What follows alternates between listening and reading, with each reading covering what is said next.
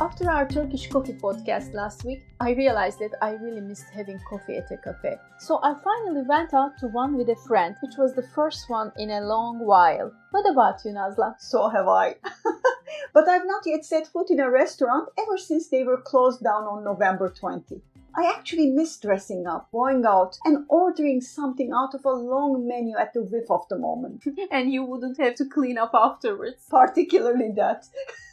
But there is always the chance that we will not be able to go back to our favorite restaurants because so many of them went out of business during the pandemic. So today we want to discuss restaurants and the place they have in our life and heritage. We'll take up the 2000 years history of eating out, how restaurants developed in this part of the world, and what they mean for us personally, before and during the pandemic. And of course, our tips on where to eat and where not to eat in Turkey and beyond.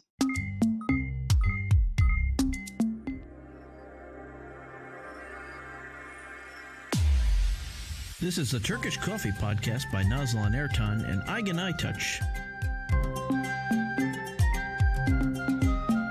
Two witty women who have been friends for decades as they traveled and worked all over the world.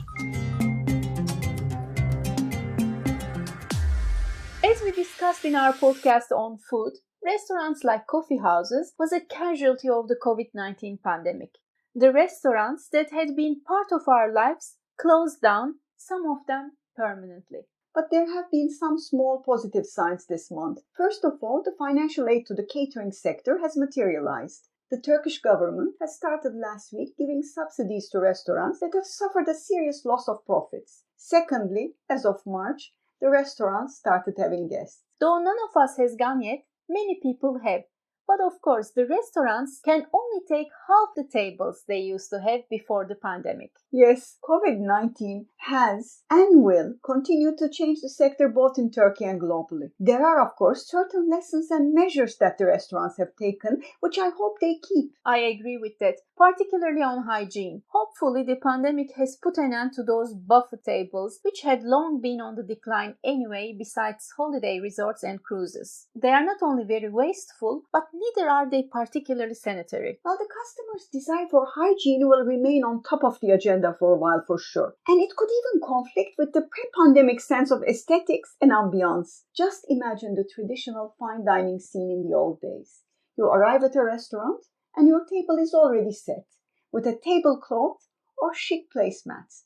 The cutlery, the glasses are all laid out and shining before your eyes. Oh, the good old days. This would be unacceptable now. The sanitation would need to be more visible to diners, both in high-end restaurants and in your neighborhood diners. So one use only cutlery or cutlery brought in a special package perhaps. And I think it would be a long while before tablecloths come back. And definitely not linen napkins, they are not coming back. But somehow the restaurants will cope. After all, they have managed to come that far in history. They have weathered many difficulties, from the economic crisis to harsh rulers who wanted to close them or stop them from selling alcohol. Alcohol licenses of restaurants are a very controversial issue, of course. Turkish restaurants have been complaining that it has become very difficult and long to obtain permission to sell alcohol. A recent regulation last year also made it very expensive to obtain this license. To give a concrete example, the owner of a wine bar can actually buy at least 300 bottles of good quality wine for the price of a wine license. This is a major expense for a startup. But ever since people started dining out, there have been restrictions on what they can and cannot eat, ever since restaurants started in Pompeii 2000 years ago.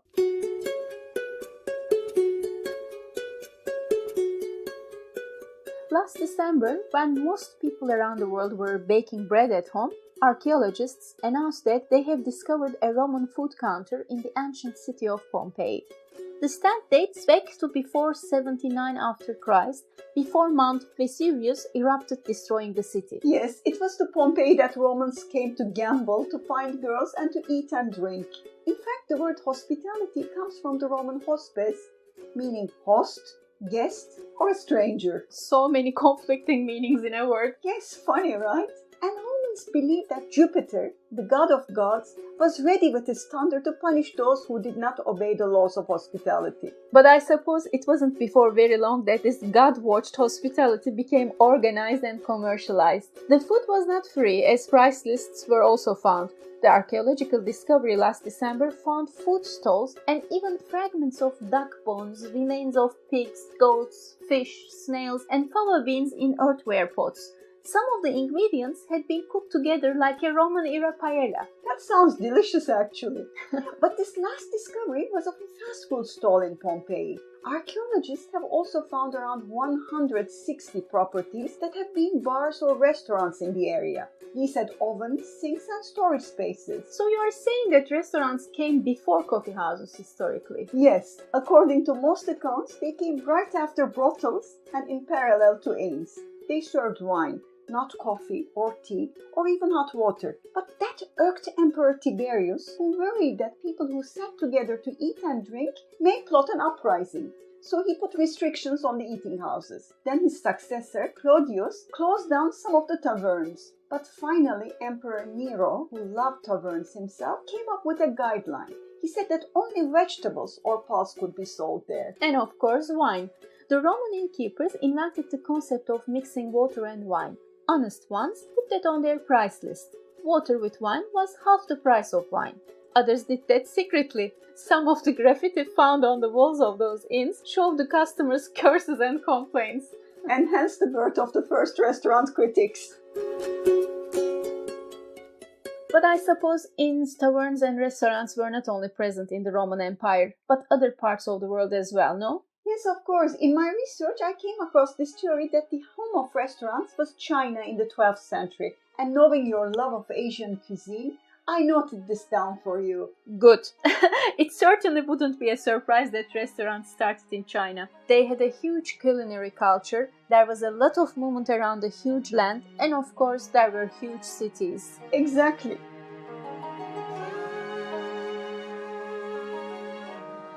Unlike the hedonist Romans who came to Pompeii to have fun, the clients of the first Chinese restaurants were in for the business, whether peasants bringing their goods to the markets in the cities or businessmen. There was huge trade between the north and south capitals, and Chinese tradesmen traveling outside their homes weren't accustomed to strange local foods. I see where you are getting at. The original restaurants in those two cities are essentially southern cooking for people coming up from the south or northern cooking for people coming down from the north. So you could say that the first restaurants were ethnic restaurants, which I love. It's a good twist that one of the cuisines which have the most ethnic restaurants in the world is also the place of the first ethnic restaurant. Yes, and this trend continued and accelerated. Chinese and Mexican immigrants to the United States brought their cuisine there. Italians and Greeks working at mines in Belgium brought their pizzerias. Indians brought their curries and dals, and Turkish workers, of course, carried their cuisine to Berlin, London, and all around really. Yes, ethnic restaurants are like a map of migration. Which people traveled where, settled in which part of the city. The doner shops and the Indian and Chinese takeaways have provided a quick and cheap meal, though they have not always been the best culinary examples of their country. Then, countries discovered the importance of culinary diplomacy. In 2012, America's State Department launched a chef corps to promote American cuisine abroad. The French had long been present with its Le Cordon Bleu schools, which had the support of its embassies. Thailand's government sends chefs overseas to introduce pad thai and masaman curry through its global Thai program. But the countries known as best net exporters of their national cuisine are not Thai nor American. A recent study by the University of Minnesota, based on restaurants around the world, shows that the largest net exporters of their cuisines are the Italians and the Japanese, followed by Turks. By net exporter, we mean that the number of Turkish restaurants abroad are by far higher than ethnic restaurants in Turkey, right? Right. Most Japanese and Turks indeed prefer their own cuisines. Do you remember how we used to complain in Ankara that there were no Indian or Thai restaurants? Finally, we took a cooking course to do it ourselves. Yes.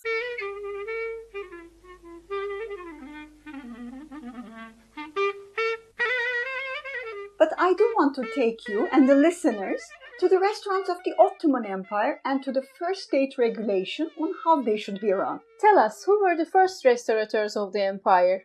The Greeks with their taverns, or the Armenians with their sweets, or the Levantines? But let's look for a moment at the term restaurateur. This, of course, takes us to the most popular story of restaurant history. Since the word restaurant is French, from the French word se restaurer, or to restore or revive oneself, the French insist for centuries that they founded the modern restaurant. That's very basic culinary history. When the French Revolution broke out, the aristocrats were beheaded, and their cooks, now out of a job, went to the large cities, opening their restaurants to the new bourgeoisie. This may well be the beginning of fine dining, but there were taverns and alehouses all around Europe before the Revolution, from London to Greece. By 1577, there were 24,000 alehouses in England. It doubled in the next 40 years. Exactly. Samuel Johnson, the witty British linguist, said in 1791 that nothing produces as much happiness in man as a good tavern or a good inn. The catchword was, of course, man. Exactly. From China to London, women were not among the customers. And certainly not in the Ottoman Empire. Definitely not.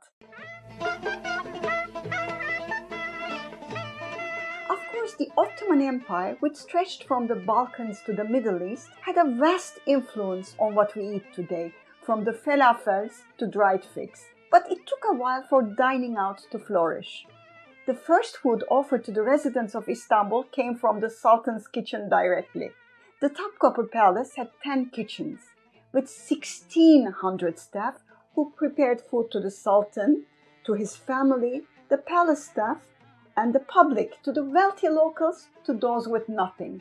So, one of the ways to eat out around the 15th and 16th century was to linger near the palace, ideally mid-morning or after the mid-afternoon prayer. Exactly. And the food was also served at imarets around the empire.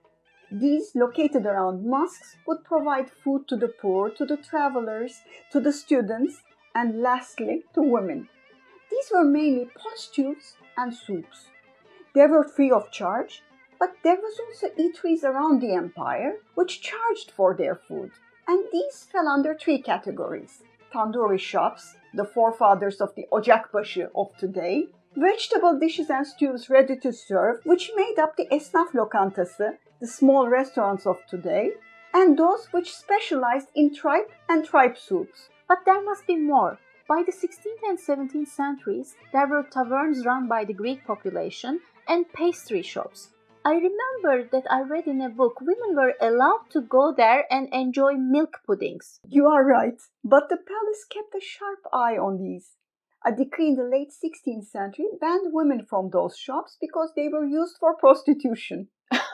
So men and women were simply looking at each other's eyes, but probably in that strictly conservative society, even this amounted to prostitution or adultery. I also heard that the first sanitation rules for eateries were made early 16th century. A decree of the Sultan in 1502 said that food should be cooked immaculately and served in clean bowls, and the aprons of chefs should be clean. Exactly. But none of these early restaurants remained in our days, unlike Wilton's in London, which dates back to 1742, or Précope in Paris, where the French Revolution was plotted.